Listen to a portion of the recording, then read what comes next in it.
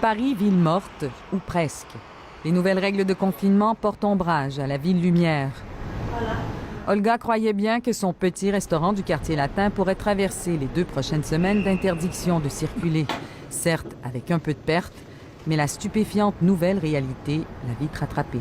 Ben oui, c'est triste, hein? On n'a jamais vu ça, quoi. Même pendant les attentats, on n'a jamais vu ça. Les fermetures obligatoires excluent pourtant les commerces alimentaires, mais encore faut-il des clients. Les boulangeries qui n'ont pas éteint les fourneaux demeurent source de réconfort pour les Français qui perdent aujourd'hui un peu tous leurs repères. Moi, ce que j'espère, c'est que ça va rapprocher les gens. On nous prône la solidarité et tout ça. J'espère que ça va marcher. La queue ordonnée pour acheter le pain du jour tranche avec les scènes de chaos à l'ouverture de certains supermarchés ce matin, quelques heures avant l'entrée en vigueur des nouvelles restrictions de mouvement.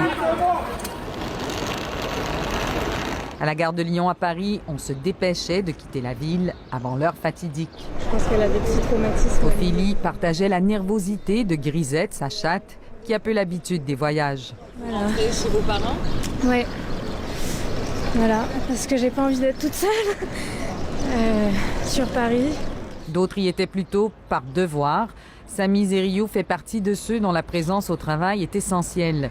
Gendarme, il doit se rendre près de la frontière italienne pour faire respecter l'application des nouvelles mesures. C'est un peu, on va dire, la guerre entre tout le monde, parce que tout le monde a peur, tout le monde évite les gens, mais bon. C'est la bonne chose qu'il faut faire, je pense, pour éviter encore plus de soucis vis-à-vis de tout ça, quoi. Depuis midi, donc, tous les Français qui circulent dans la rue doivent nécessairement avoir avec eux cette attestation de déplacement dérogatoire qui justifie le motif de ce déplacement. 100 000 policiers et gendarmes se sont déployés dans toute la France pour effectuer des contrôles. Beaucoup étaient déjà préparés. Hugo n'avait pas de quoi imprimer. Il a rédigé sa note à la main. On a le choix entre plusieurs justificatifs, mais moi c'est pour motif familial, parce que mes parents sont divorcés, donc je vais de chez mon père à chez ma mère pour qu'on soit en famille.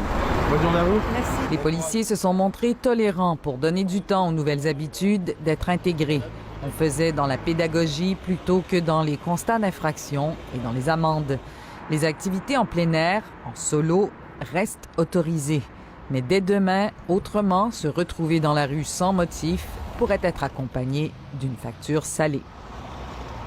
Ici Marie-Ève Bédard, Radio-Canada.